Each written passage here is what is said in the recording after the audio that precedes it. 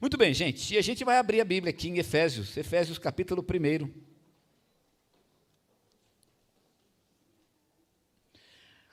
Efésios capítulo 1, a gente vai ler do verso 15 até o versículo 20, tá?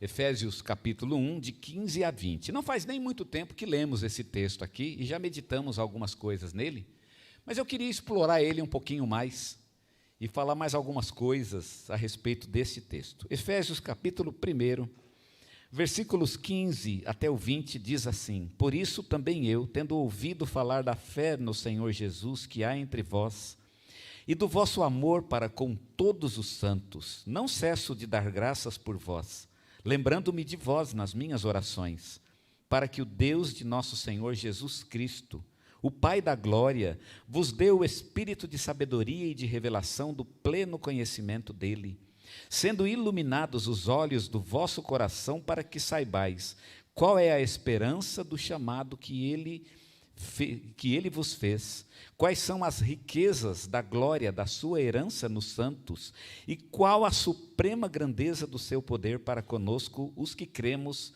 segundo a atuação da força do seu poder, que atuou em Cristo, ressuscitando-o dentre os mortos e fazendo-o assentar à sua direita nos céus. Amém? Eu quero falar um pouquinho hoje sobre a necessidade que nós temos da sabedoria de Deus. E eu quero começar dizendo que a sabedoria de Deus, ela tem dois aspectos, ela tem dois lados diferentes. O primeiro é o lado que a gente precisa ter sabedoria para entender os conteúdos e os conceitos do Evangelho.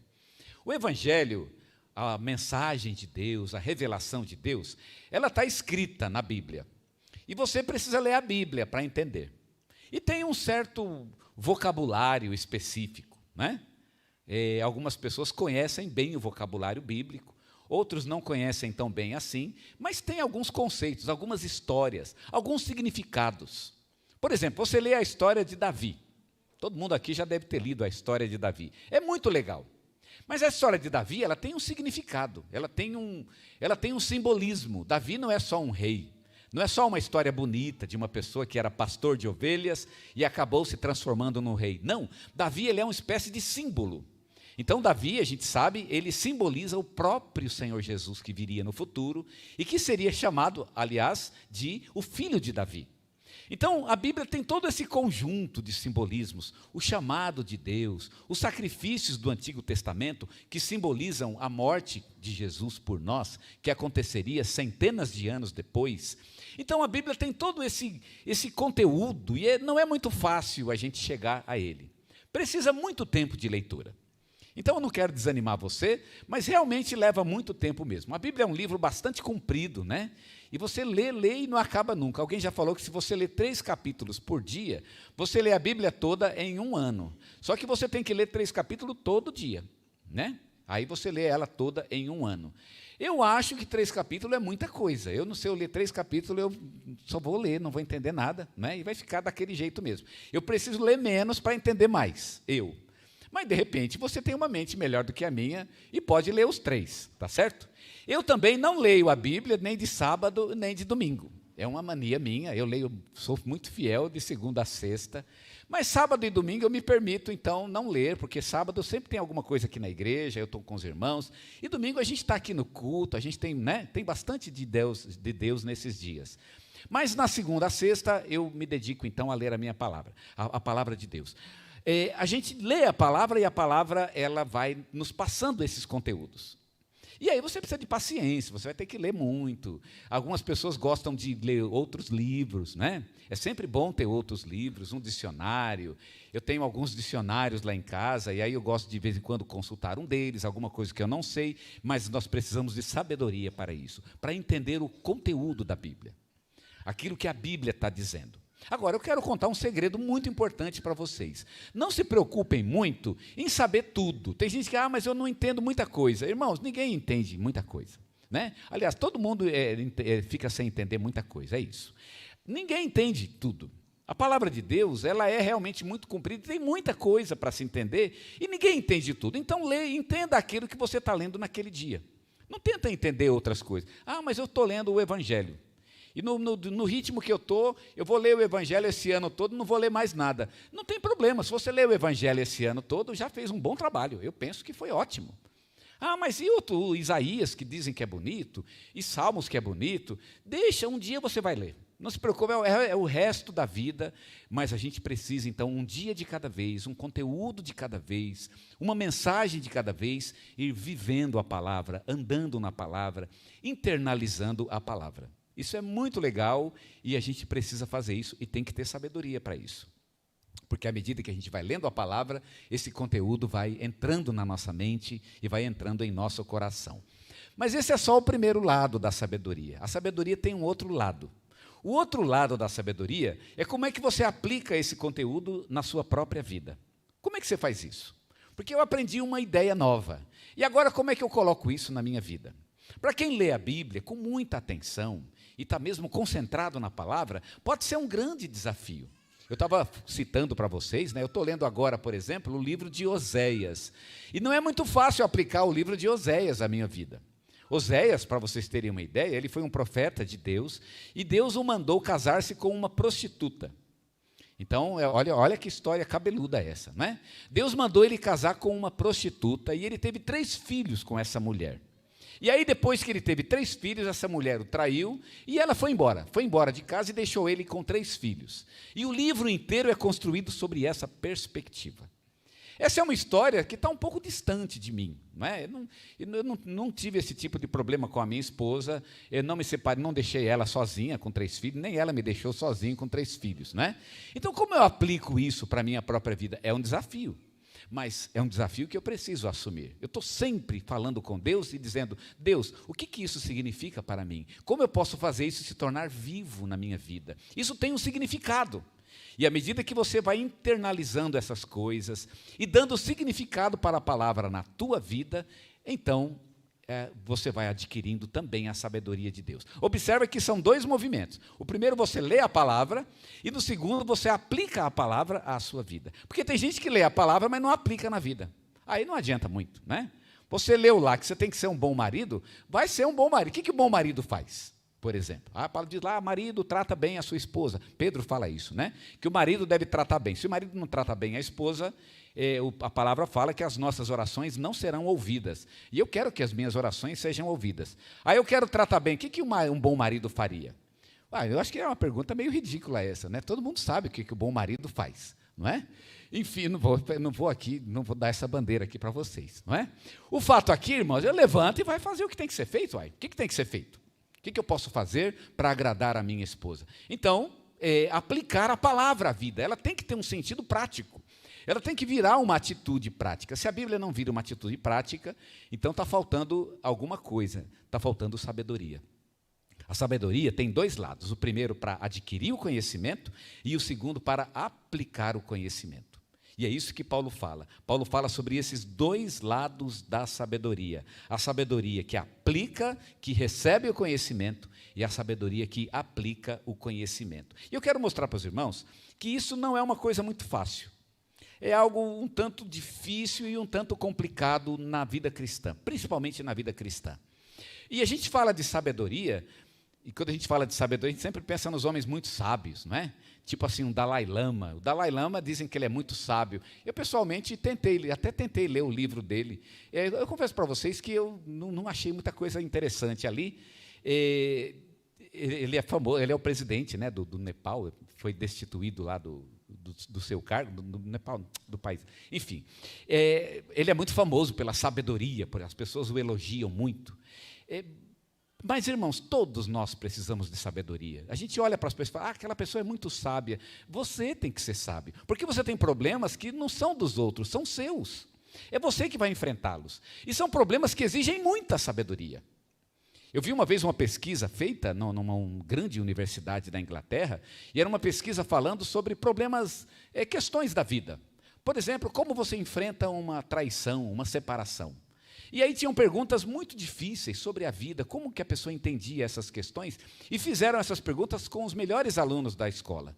E sabe que eles não tinham a menor ideia de como fazer? Eles eram muito técnicos em suas áreas, eles eram muito estudiosos e muito inteligentes, tinham um QI muito alto, mas parece que aquilo tudo não funcionava na hora que tinha que funcionar. Porque onde é que tem que funcionar a minha vida? Onde é que funciona um QI alto, uma alta inteligência? Onde é que funciona um alto nível de informação?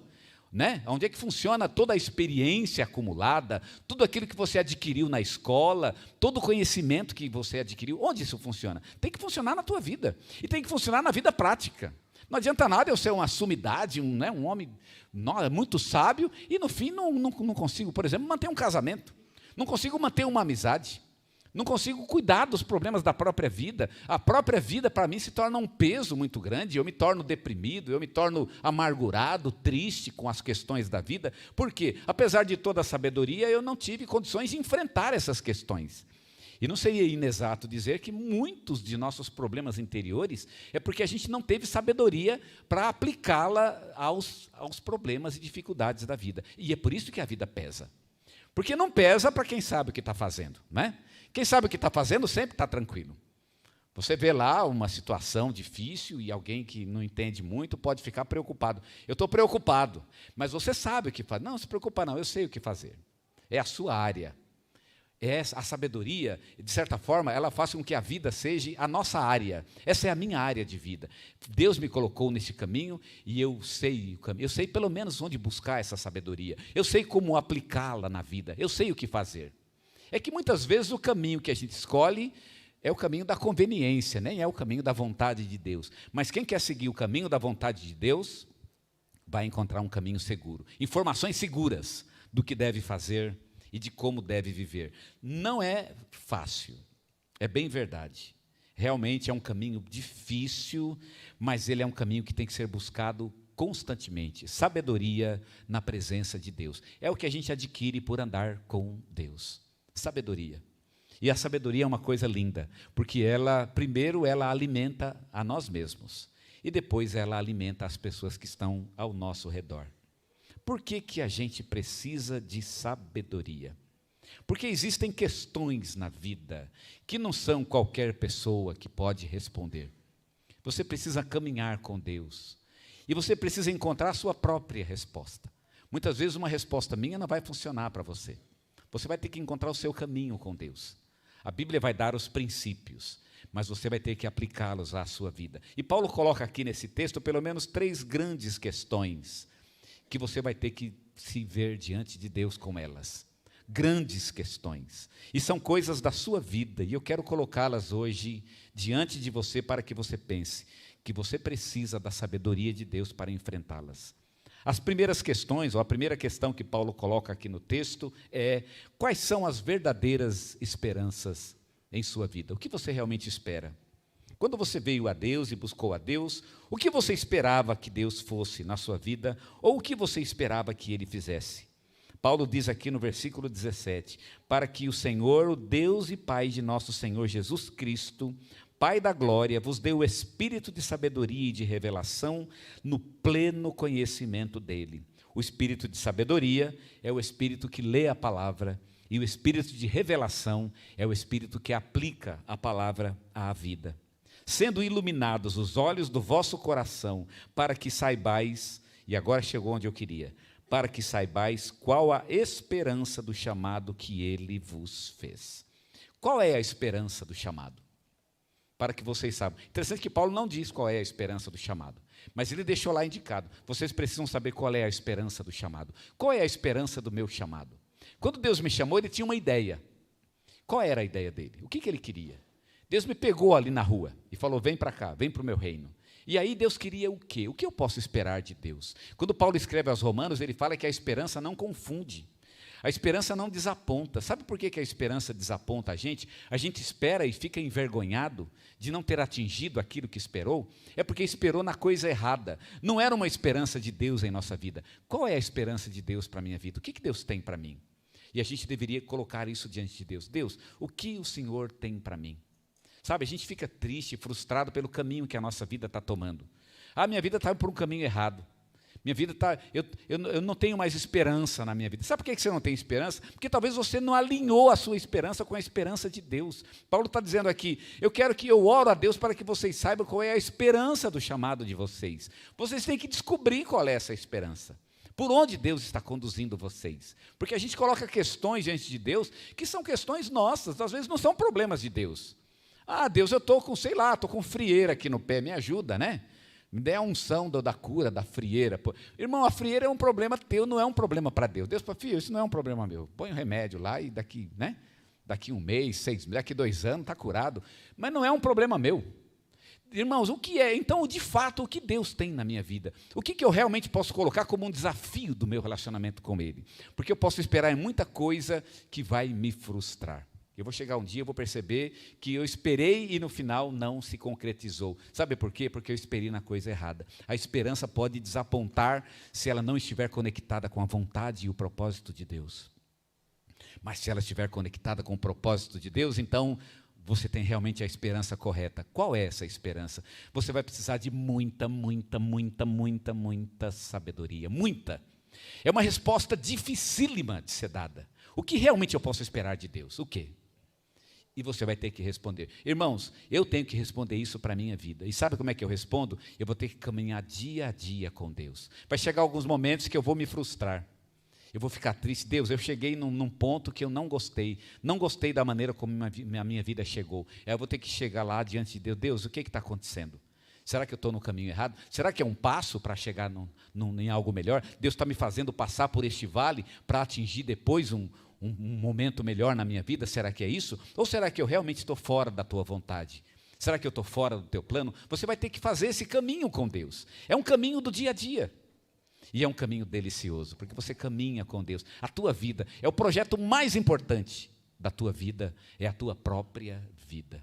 Tua própria vida. Não é nem criar teu filho, não é nem relacionar com a sua esposa. Tudo isso é secundário. É você e Deus. É você se acertar com Deus. Porque se você se acerta com Deus, se você consegue se sintonizar com Ele, então todas as outras coisas vão encontrar o seu alinhamento. Todas.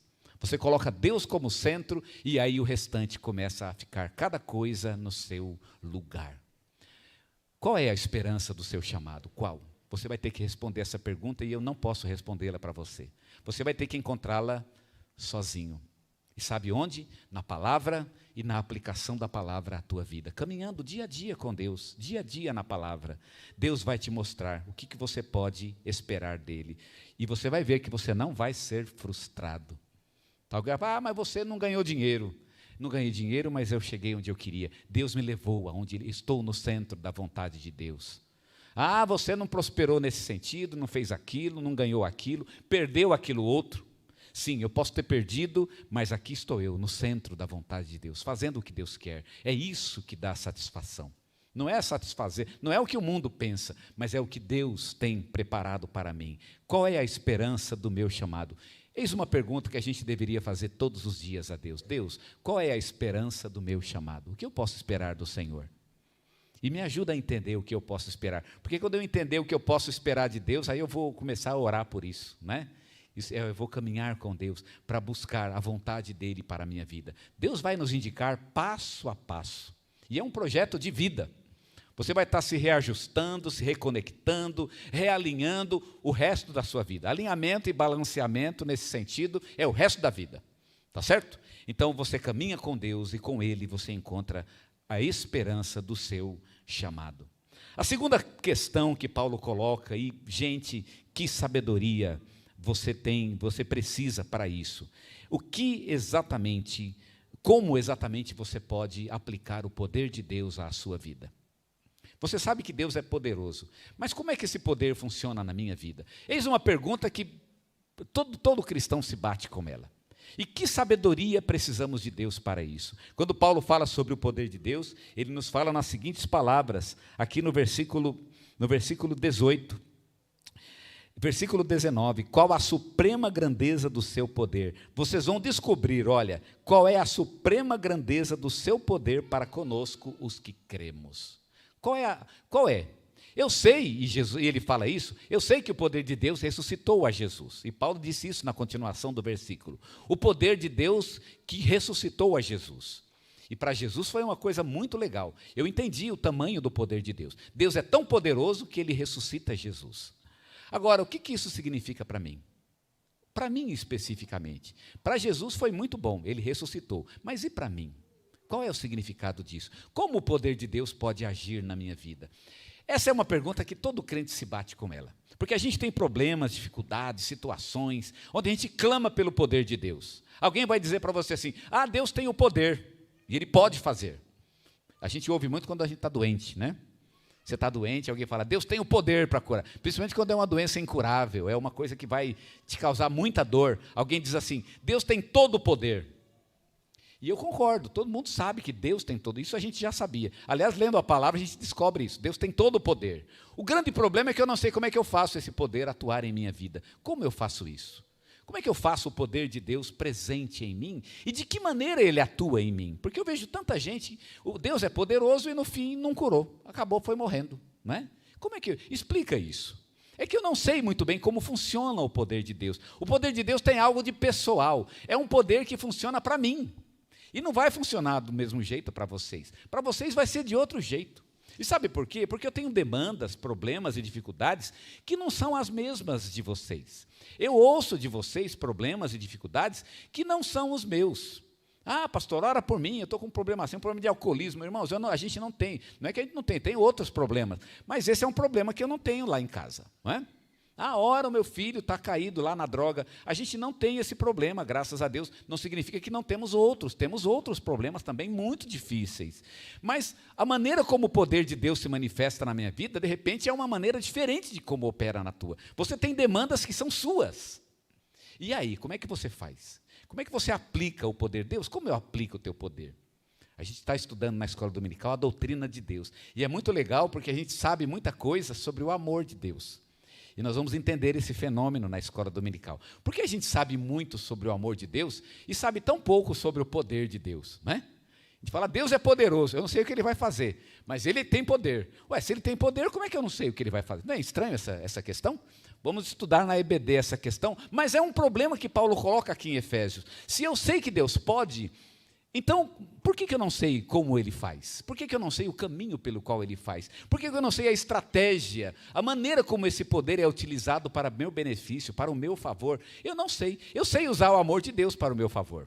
Eu sei exatamente o que fazer para conquistar o coração de Deus. Eu sei, por exemplo, que Deus ama a todos. Isso está lá na palavra e é muito claro. Deus ama a todos nós. Mas não sabemos muito sobre o poder de Deus. É necessário muita sabedoria para saber o que esperar do poder de Deus. Eu vou dar só um exemplo. Quando Paulo estava em Roma, ele era prisioneiro em Roma, ele recebeu a visita de um amigo chamado Epafrodito. Ele escreve aos Filipenses falando sobre essa pessoa, um grande homem de Deus, Epafrodito. Epafrodito estava indo visitar Paulo em Roma.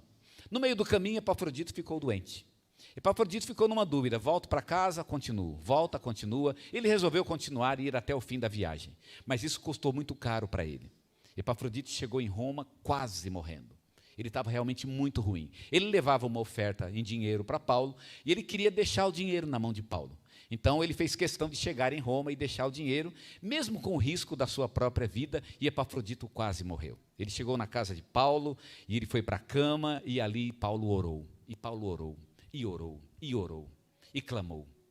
Quando eu penso em Paulo orando pelo seu amigo Epafrodito, eu me lembro do Paulo, por exemplo, que pregava em Efésios. Na cidade de Éfeso, onde Paulo estava, foi um momento muito singular da vida de Paulo e foi um ministério muito abençoado. A palavra conta que quando Paulo estava em Éfeso, ele realmente foi muito usado e o poder de Deus foi muito usado na vida dele. E a palavra fala que as pessoas que tinham doenças e enfermidades, elas iam lá e até a própria presença, os objetos pessoais de Paulo eram colocados sobre as pessoas e elas eram curadas de suas enfermidades. O texto fala que haviam pessoas endemoniadas e até os lenços que Paulo usava, quando eram colocados sobre essas pessoas, os demônios se retiravam. Foi um momento de grande unção e o apóstolo Paulo realmente estava vivendo um grande momento do poder de Deus. Por que Paulo não chega para o seu amigo e não faz aquilo que ele fez tão bem em Efésios? Simplesmente diga, você está curado. Sabe por quê? Porque Paulo sabia que lá em Roma não era hora de declarar a cura. Tem hora que eu tenho que declarar a cura, sim, mas tem hora que eu não tenho que declarar a cura, tem hora que eu tenho que clamar. E a gente vê Paulo ali ajoelhado na cama do seu amigo, clamando, implorando, chorando na presença de Deus. Paulo escreve umas palavras muito tocantes aos filipenses, quando ele diz: por fim Deus se apiedou dele, e não somente dele, mas também de mim, para que eu não tivesse tristeza sobre tristeza. Paulo estava num momento muito duro, muito difícil de sua vida, e clamando, e perguntando: mas cadê o poder de Deus então nessa hora? Quer dizer, o grande Paulo de Efésios agora está humilhado na cama do seu amigo, que passa por enfermidade, e Paulo agora tem que confiar no poder de Deus. Por que Paulo sabia que não era hora de declarar cura? Paulo tinha a sabedoria para saber como aplicar o poder de Deus na sua vida. Ele sabia como o poder de Deus agia nele. Isso é uma sabedoria que Deus nos dá. Deus nos dá sabedoria para entender como o seu poder atua em nós. Deus, quando é que esse poder vai agir? E como ele vai agir? Deus vai nos mostrar, mas vem dele a resposta. Não sou eu que digo. Não é curar qualquer um, não é fazer qualquer coisa, não é ir por qualquer caminho. Deus vai me levar pelo caminho dele. O caminho certo é o caminho da vontade de Deus. O caminho do poder é o caminho da vontade de Deus. Como eu aplico o poder de Deus para a minha vida? Paulo fala duas coisas sobre esse poder. Nós precisamos, primeiramente, compreender o tamanho dele. Qual é o tamanho? É por isso que ele começa falando: para que vocês saibam qual é, ele fala isso no versículo 19, qual é a suprema grandeza do seu poder. A suprema grandeza. Qual é o tamanho desse poder? O que realmente Deus pode fazer? Essa é a primeira questão.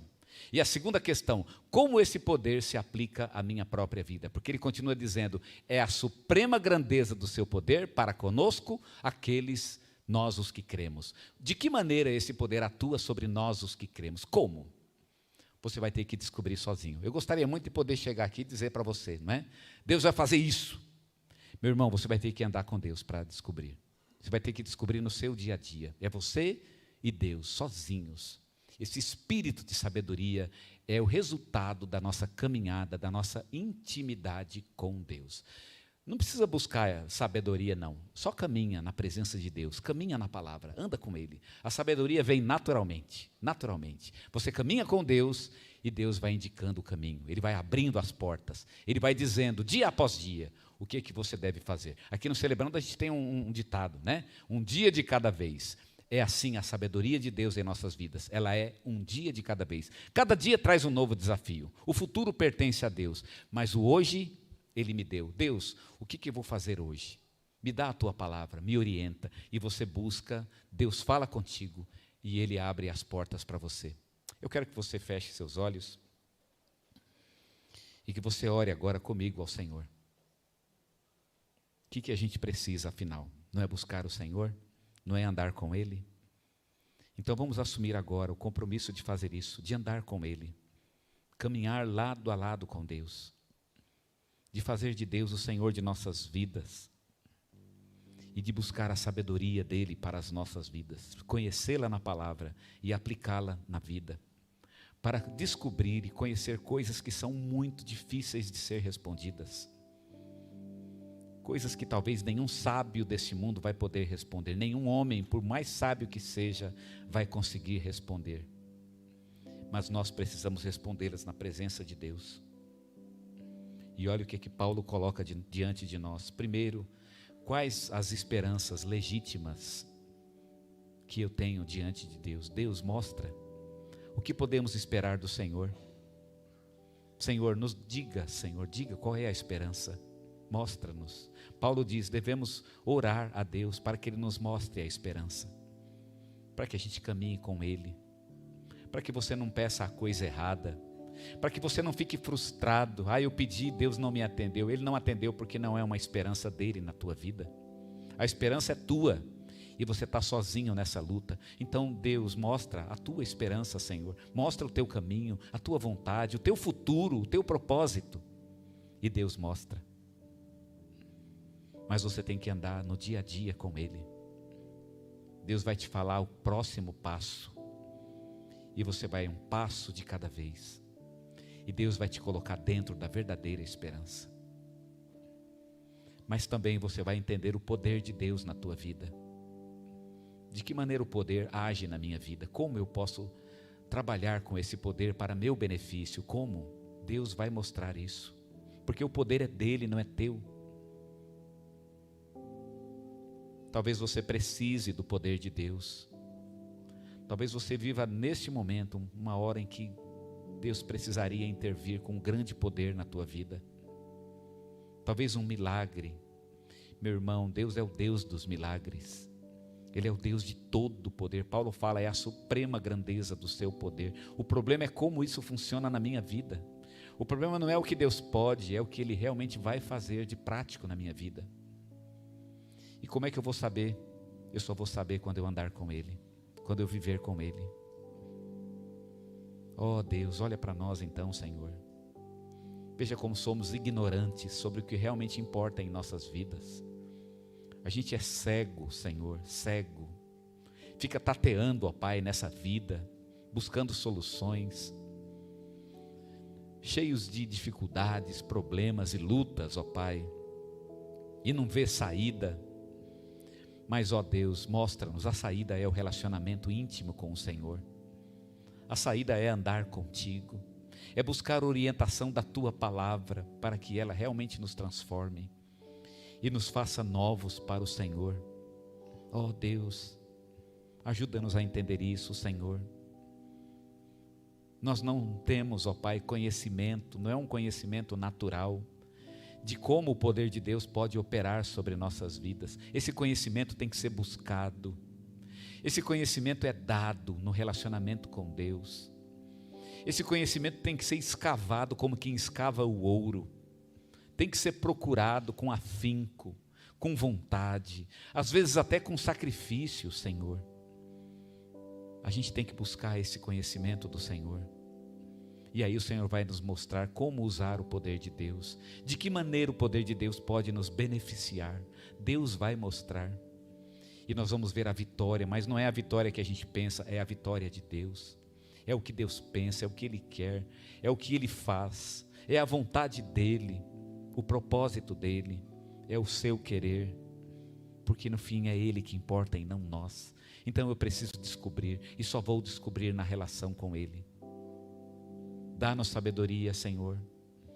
Dá-nos sabedoria para andarmos contigo, para entendermos essas questões dificílimas de nossas vidas, questões para as quais nós simplesmente não temos respostas fáceis, e não há resposta simples. Talvez muitos pregadores, ó Pai, muitas pessoas vão se arrogar ao direito de dizê-las, mas cada um de nós vai ter que descobri-las por si mesmo, caminhando contigo, em uma relação íntima com o Senhor, através do Teu Espírito.